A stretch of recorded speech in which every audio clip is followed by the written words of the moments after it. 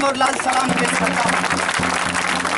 दोस्तों, आप सब लोगों को मालूम है कि जेएनयू में क्या हो रहा है, इसीलिए यहाँ ज़्यादा तफसील से बताने की ज़रूरत नहीं है। लेकिन मैं देख पा रहा हूँ कि कुछ लोग बड़ी मुश्किल से समय निकालकर, क्योंकि उनका एग्जामिनेशन है, छुट्टी आने वाला है, फिर भी वो प्रोटेस्ट मार्च में आए हैं। इसीलिए कुछ बात कहनी है। जेएनयू एडमिनिस्ट्रेशन ने एक कैमरा यहाँ लगा रखा है। पहली बार ऐसा लगता है कि यह कैमरा हमारे यूज के लिए, क्योंकि वाइस चांसलर साहब हर बार ये गिनते हैं कि कितना लोग प्रोटेस्ट में आया है। वीसी साहब गिन लीजिए कितना बाजू कितना शरीर प्रोटेस्ट में आया है। क्योंकि आपको लगता था कि हम छुट्टी के समय कोई कार्रवाई करेंगे तो शायद स्टूडेंट्स सड़कों पे नहीं निकलेंगे। वीसी साहब, आप चमचागिरी करके वीसी हुए हैं, हम एग्जामिनेशन पास करके जेएनयू में एडमिशन हैं। आप हमारे इंटेलिजेंसिया पे सवाल मत उठाइए, क्योंकि जब हम बाबा साहब भीमराव अंबेडकर और लेनिन की बात करते हैं तो हमको जेल में भी पढ़ने लिखने आता है। हम प्रोटेस्ट साइट पर भी बैठ करके अपना डिसर्टेशन लिखेंगे, अपना थीसिस लिखेंगे, अपना जो सबमिशन है उसको सबमिट करेंगे, अपना एग्जामिनेशन पास करेंगे। देख लीजिएगा आप हमारे हाई लेवल इंक्वायरी कमेटी का हाई लेवल ड्रामा अंततः खत्म हो चुका है। हाई लेवल ड्रामा क्या था? यही वो जगह है, और आप में से बहुत सारे लोग उस प्रोटेस्ट में शामिल हुए होंगे। मैं बात कर रहा हूँ 11 फरवरी की। 11 फरवरी को जो प्रोटेस्ट किया गया, उसमें दो बात हमने साफ साफ वाइस चांसलर साहब को कहा था। हालांकि हमारे वाइस चांसलर साहब स्माइलिंग मोड पे रहते हैं, बोलते नहीं हैं। अगर साफ साफ ये बोल देते कि मैं स्मृति जी का पक्षधर हूँ भाई, तो शायद इनके खिलाफ आज ये प्रोटेस्ट नहीं कर रहे हैं। ये भी कंफ्यूज हो गए हैं कि ये वीसी हमारा है कि नहीं है। कर दिया गया। ऐसे माहौल में हमने कहा था वीसी साहब को कि साहब फोन कॉल पे काम करना बंद कीजिए। आपके पास एक ऑर्डिनेंस है, जेएनयू एक एक्ट के तहत बना है, इसका अपना नियम कानून है, उसके हिसाब से काम कीजिए। आपको कोई हाथ नहीं लगाएगा, सबसे पहले यहाँ का स्टूडेंट आपके पक्ष में खड़ा होगा। लेकिन कहते हैं कि खुद की काबिलियत पे भरोसा होता तो वैसे कैसे वीसी बनते?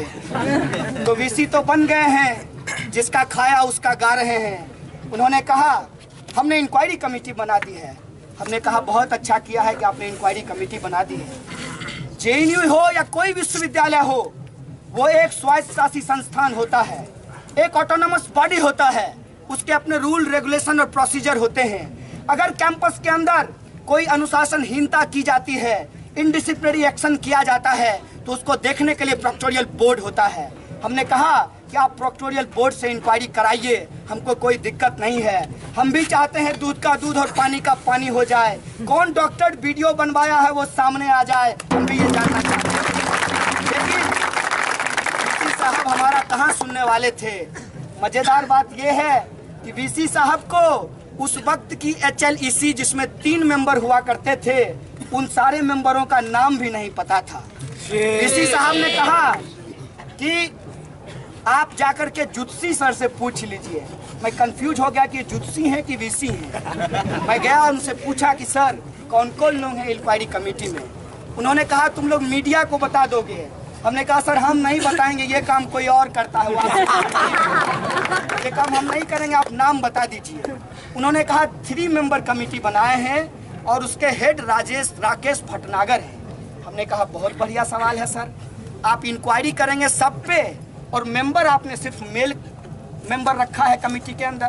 तो हमारा सबसे पहला सवाल है कि कमेटी के अंदर सेक्शनल रिप्रेजेंटेशन दीजिए।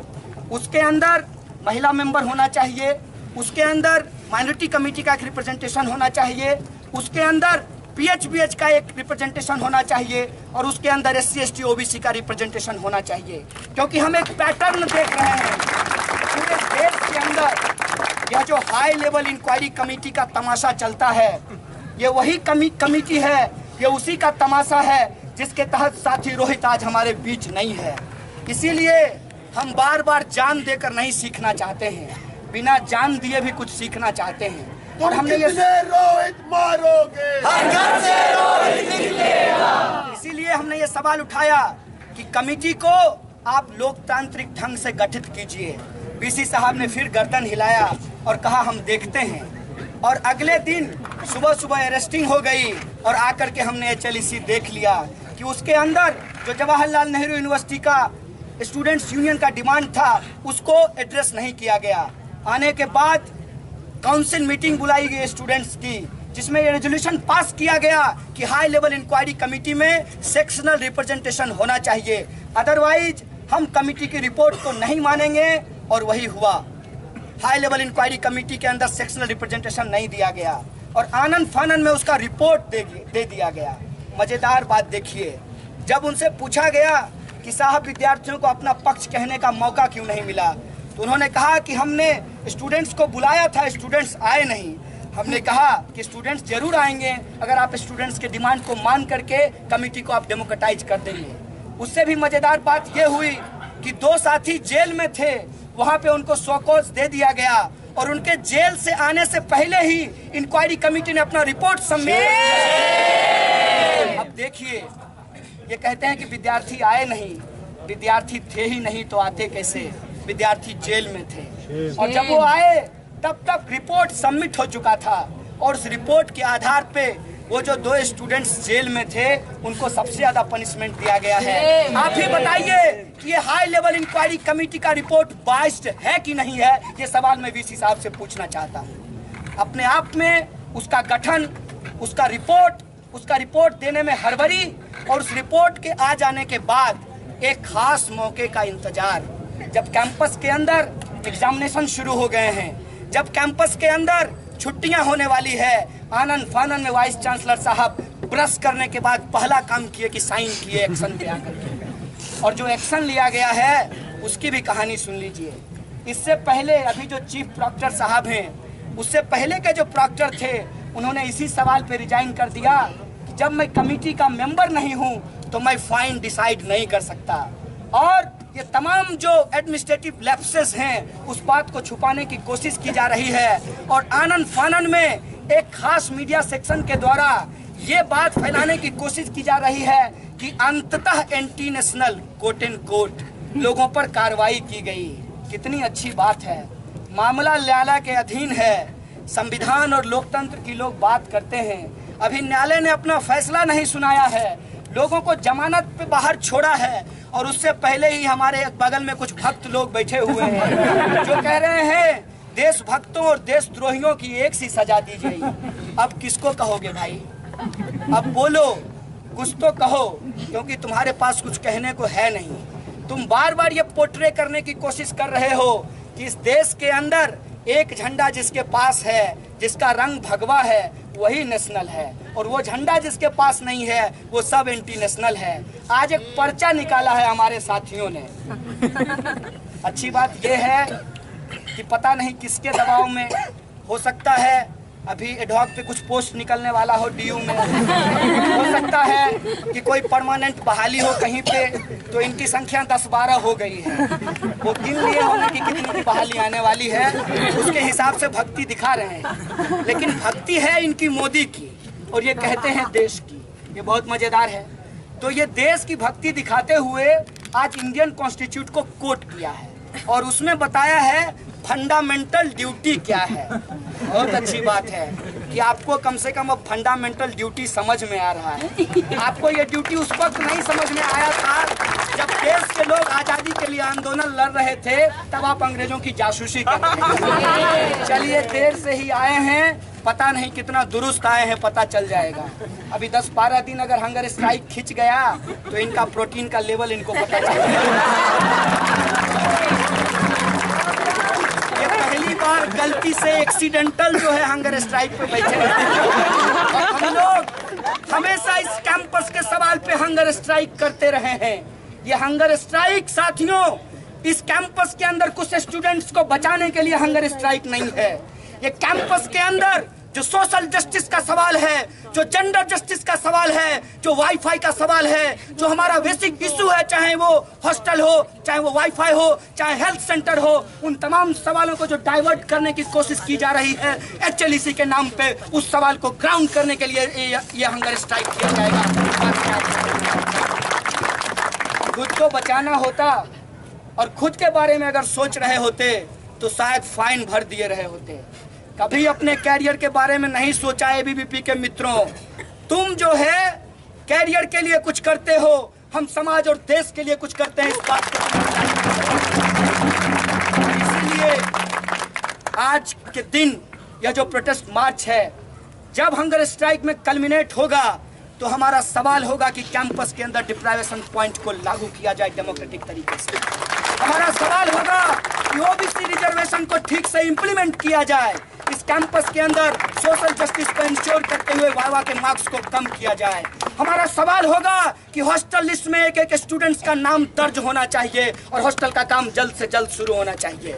हमारा सवाल होगा कि इस कैंपस के अंदर बस फैसिलिटी, हेल्थ सेंटर की फैसिलिटी और वाईफाई को जल्द से जल्द शुरू करना चाहिए। ये हमारा सवाल होगा, क्योंकि आपकी ये फितरत है। वोट लेंगे विकास के नाम पे, 15 लाख रुपया खाते में भेजने के नाम पे, और आते ही पहली साल कहेंगे अपनी माता, दूसरी साल गाय माता, तीसरी साल भारत माता, चौथी साल पता नहीं कौन सी पर्वत माता, समुद्र माता। अगर आपको माता का इतना ही ख्याल है तो एक बार ट्वीट कर दीजिए अपने ABVP के लिए कि ये मेरे ABVP JNU के साथियों, कभी महिलाओं के डिप्राइवेशन पॉइंट के लिए भी हंगर स्ट्राइक कर लिए होते, तब तुमको पता चलता कि माता के लिए लड़ना पड़ता। कभी इस कैंपस के अंदर बाबा साहब का नाम ले रहे हैं, आजकल ये कहना जरूरी है। बहुत दिनों बाद याद आई है इनको भीमराव अंबेडकर की, और भारत माता की जय भी बोल रहे हैं। तो बाबा साहब ने कहा है कि समाज का मूल्यांकन अगर करना हो तो महिलाओं को देखिए, तो ऐसा कीजिए, महिलाओं के रिप्रेजेंटेशन को इंश्योर करने के लिए महिलाएं जो ज़्यादा से ज़्यादा कैंपस में आ पाएँ, उनके लिए एक नई छात्रवृत्ति शुरू करा दो। तुम्हारी सरकार है तब समझेंगे तुम भारत माता की जय करना। बहुत चालाकी से कहना गलत गलत, सुनना सही सही ये लोग बना रहे हैं, मगर ये कहें तो सही, हम कहें तो गलत। हम इनसे पूछना चाहते हैं, भाई NIT श्रीनगर में डंडा चला, कौन जिम्मेवार है? JNU students. इस देश के अंदर IIT की फीस बढ़ा दी गई, कौन जिम्मेवार है? JNU students. इस देश के अंदर वजीफा बंद कर दिया गया, नॉन नेट फेलोशिप को बंद कर दिया गया, कौन जिम्मेवार है? JNU students. इस देश के अंदर जो लोग सोशल जस्टिस के लिए जिम्मेवार लड़ रहे हैं, उनके ऊपर लाठियां चलाई जा रही है, कौन जिम्मेवार है? JNU students. नहीं मेरे दोस्त, सरकार तुमने बनाई है 56 इंच वाली, जिम्मेवारी तुम्हारी है। पता नहीं तुम भूख हड़ताल किसके खिलाफ कर रहे हो। तुम एक बार फोन करा दो अपने आका से, अपने चाचा से, देखो वाइस चांसलर तुरंत HLEC का रिपोर्ट खारिज करके कहेगा फाइन माफ करते हैं। तुम ये नाटक करना बंद करो, क्योंकि JNU की जनता तो जानती है कि तुम बहुत बड़े नाटकबाज हो, लेकिन हम समझते हैं कि तुम नाटक करते किसके लिए हो। तुम नाटक करते हो कैमरे के लिए, क्योंकि तुम्हारी जो मंत्री जी हैं उनको कैमरे के सामने नाटक करने का बहुत आदत है। लेकिन हम उनको एक बात बता देना चाहते हैं, मैडम जी आप किसी को भी भेज दीजिए, जगदेश कुमार, महेश कुमार, दिवेश कुमार, लेकिन JNU के नियम कानून के हिसाब से चलेगा। चाहे आप कुछ भी कर लीजिए, आप कितना भी करा लीजिए, हम डरने वाले नहीं हैं। पहले स्टूडेंट्स पे हमला किया, आजकल टीचरों पे हमला हुआ है, जान लीजिए ये बात भी। आप लोगों को जब इंटरव्यू के लिए बुलाया जाता है तो बुरा लगता होगा कि हमारा मेरिट टेस्ट कर रहे हैं। आजकल VC साहब टीचरों का भी मेरिट टेस्ट करना शुरू किया। वार्डन का इंटरव्यू लिया जाता है और पूछा जाता है कि आप हॉस्टल मैनुअल के हिसाब से हॉस्टल को रन करेंगे कि नहीं करेंगे, इसका टेस्ट लेते हैं। आइए वाइस चांसलर साहब, आपका भी साक्षात्कार एक दिन आजादी चौक पे ले लेते हैं कि आप JNU को JNU के कानून के हिसाब से चलाएंगे कि नहीं चलाएंगे। इससे पूछ करके पुलिस को कैंपस के अंदर आने के लिए अलाउ किया। मैं ये सवाल आपसे पूछना चाहता हूँ, इसी कैंपस के अंदर बिना इंक्वायरी की, बिना प्राइमा फेसी का, बिना कोई सबूत का कैसे स्टूडेंट्स के ऊपर सेडिशन लगाया गया, ये सवाल मैं आपसे पूछना चाहता हूँ। अगर आपके अंदर इंसान होने की थोड़ी सी भी गैरत है तो एक बार आईने के सामने खड़ा होकर के अपना चेहरा देखकर सवाल पूछिएगा कि जिंदा किसके लिए हैं, खुद के लिए, समाज के लिए या अपने आका के लिए। सवाल खुद से पूछिएगा। अगर थोड़ी सी इंसानियत रही होगी आपके अंदर तो आप शर्म से आपकी गर्दन झुकेगी और आपका मन कहेगा कि हमने स्टूडेंट्स के साथ गलत किया है। अगर आपको अपनी ही इंक्वायरी करनी थी, अगर आपको अपना ही रिपोर्ट देना था तो आपने पुलिस को अलाउ क्यों किया? अगर पुलिस यहाँ आकर के सेडिशन के अंतर्गत लोगों को पकड़ करके जेल में ली गई तो फिर आपका मॉरल राइट कहाँ से बनता है कि आप कोई इंक्वायरी करें और स्टूडेंट्स के ऊपर कार्रवाई करें जब मैटर सब्सिट्यूट है? ये सवाल एक एक सवाल का जवाब नहीं है इसके पास। इसीलिए इन्होंने तय किया है कि कुछ भी हो जाए इस आंदोलन को हम तोड़ देंगे। हमने भी तय कर लिया है, कुछ भी हो जाए हम इस आंदोलन को टूटने नहीं देंगे। कैंपस के अंदर जो आपने चाटुकारिता की नई परंपरा चलाई है, इसीलिए आपने डीन्स का भी इंटरव्यू लेना शुरू किया है। ये चाटुकारिता की परंपरा हम चलने नहीं देंगे। आप कर्मचारियों को कंट्रोल करने के लिए उसका जो सर्विस लॉज होता है उसको छेड़ना शुरू किया है, हम ये भी नहीं होने देंगे। और इस कैंपस के अंदर शिक्षकों, छात्रों और कर्मचारियों की एकता को स्थापित करते हुए वी आर जेएनयू के स्लोगन को बुलंद करेंगे। जेएनयू को बचाने की लड़ाई इस देश में लोकतंत्र को बचाने की लड़ाई है। ये बात हम पूरे देश को बताएंगे। लोग कह रहे हैं, एबीवीपी के कुछ लोग, कन्हैया तो नेशनल लीडर हो गया।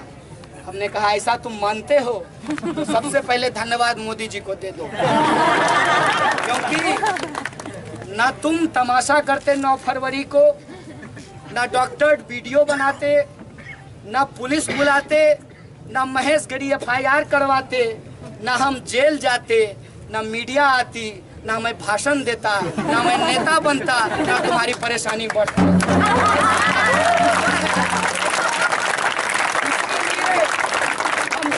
एक स्टूडेंट्स मोदी जी के लिए दिल से धन्यवाद कह रहे हैं कि हम लोग गंगा से जो आंदोलन चलाते थे चंद्रभागा तक खत्म होता था, उस आंदोलन का रूट थोड़ा सा बदल दिया है। अब गंगा से चलते हैं, आजादी चौक पे आते हैं और आपकी मदद से जनाब पूरे देश में ये बात जाती है और पूरे देश में छात्रों का आंदोलन खड़ा हो रहा है।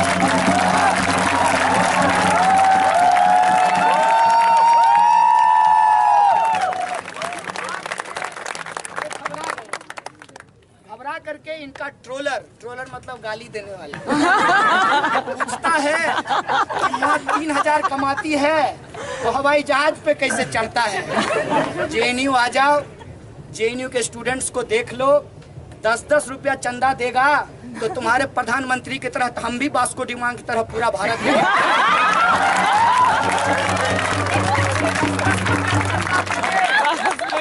iPhone 6 क्या iPhone 18 भी हम खरीदेंगे। इस बात में कोई दो राय नहीं है कि मेरी माँ 3000 रुपया ही कमाती है। इस बात में कोई दो राय नहीं है कि मुझे 2 जून की रोटी नसीब नहीं होती है। इस देश के संविधान और कानून को हम धन्यवाद देते हैं। इसीलिए हम जेएनयू को बचाने की लड़ाई लड़ते हैं कि 3000 कमाने वाली का बेटा भी PhD कर सकता है। खड़ा होने की लड़ाई है, इसीलिए लड़ते हैं। इसीलिए जब हम यहाँ आते हैं, भाषण देते हैं और संघर्ष को तेज करते हैं तो वो सिर्फ हमारी लड़ाई नहीं, इस देश के अंदर वो एक एक कमजोर तबके और गरीब तबके के लोगों की लड़ाई है जिनका शिक्षा बुनियादी अधिकार है और इस अधिकार को तुम छीनने की कोशिश कर रहे हो। उस लड़ाई को हम आगे बढ़ा रहे हैं और ये लड़ाई आगे बढ़ेगी, क्योंकि हमको मालूम है हम मांगेंगे हॉस्टल, आप कहेंगे HLEC। हम मांगेंगे OBC रिजर्वेशन, आप कहेंगे HLEC। हम मांगेंगे वाइवा का नंबर कम कीजिए, आप कहेंगे HLEC। हम कहेंगे कि वाईफाई शुरू कीजिए, आप कहेंगे HLEC। तो हम भी एक दिन कहेंगे VC साहब लाइए दे दीजिए HLEC, जला देते हैं HLEC। बताइए वाइवा का नंबर कम क्यों नहीं हुआ? बताइए OBC रिजर्वेशन को आपने लागू क्यों नहीं किया? बताइए MCM को क्यों नहीं बढ़ाया? और बताइए पैसा देने के आ जाने के बावजूद हॉस्टल अभी तक क्यों नहीं बना? हम इसी सवाल पे कंसंट्रेट करना चाहते हैं। कुछ लोग कह रहे थे कि आजकल कैंपस का सवाल पीछे छूट गया है। नहीं जनाब, गर्व मनाइए आप कि जेएनयू की लड़ाई सचमुच में आज सिर्फ इस कैंपस की लड़ाई नहीं, पूरी दुनिया के अंदर कम्युनल फासिज्म के खिलाफ लोकतंत्र की लड़ाई बन गई है। आप गर्व मनाइए। और जब आप कहते हैं कि यार जेएनयू, तो उस स्लोगन के साथ पूरे देश का एक एक छात्र नौजवान उसके रोंगटे खड़े होते हैं, जो प्रगतिशीलता में विश्वास करता है, जो अपने आप को लेफ्ट पॉलिटिक्स से जोड़ता है, जो अपने आप को एम्बेडकराइट पॉलिटिक्स के साथ जोड़ता है। एक एक इंसान को वो मजबूती मिलती है। इसीलिए आज ये ऐतिहासिक जिम्मेवारी हमारे कंधे पे है कि हम एचएलईसी को खारिज करें। और जो हमारा बुनियादी सवाल है वाईफाई का, हॉस्टल का, वाइवा के नंबर को कम करने का, ओबीसी रिजर्वेशन को लागू कराने का, डिप्राइवेशन पॉइंट के लागू करने का, इस लड़ाई को हम एक साथ लड़ेंगे और स्थानीय सवाल को देश का सवाल बनाएंगे और देश के संघर्षों से जुड़कर अपने संघर्ष को जिंदा करेंगे। ये कमिटमेंट हमको रखना पड़ेगा, ये पॉलिटिकल अंडरस्टैंडिंग हमको रखना पड़ेगा। और हमको पूरा भरोसा है कि ये पॉलिटिकल अंडरस्टैंडिंग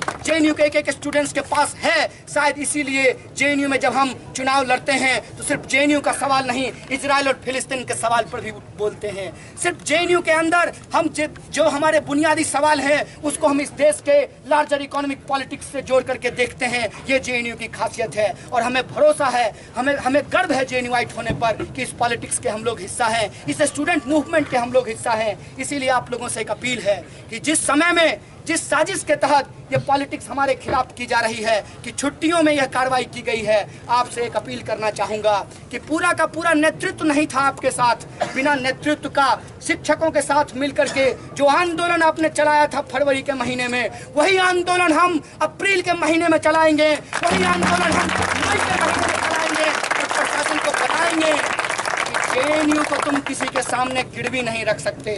तुम खुद को गिरवी रख लो, अपना ईमान गिरवी रख लो, लेकिन हम जेएनयू को गिरवी रखने नहीं देंगे सरकार के सामने। और सरकार की जो ये एंटी स्टूडेंट पॉलिटिक्स है उसको केंद्र में रखते हुए जेएनयू इस आंदोलन की जिम्मेदारी को समझते हुए एक कलेक्टिव मूवमेंट खड़ा करेगा और पूरे देश की नजर जेएनयू के ऊपर है। इसीलिए इस ऐतिहासिक जिम्मेवारी को समझते हुए हमें एचएलईसी को हराना होगा, वाइस चांसलर को बताना होगा कि जेएनयू अपने नियम कानून से चलेगा और जेएनयू को बेहतर बनाने की जो लड़ाई है उस लड़ाई को हम जीतेंगे। इन्हीं शब्दों के साथ आप तमाम लोगों का इस आंदोलन में आने के लिए शुक्रिया अदा करते हुए अपनी बात को खत्म करूंगा। शुक्रिया। इनकलाब जिंदाबाद। छात्रों, शिक्षकों, कर्मचारियों की एकता जिंदाबाद।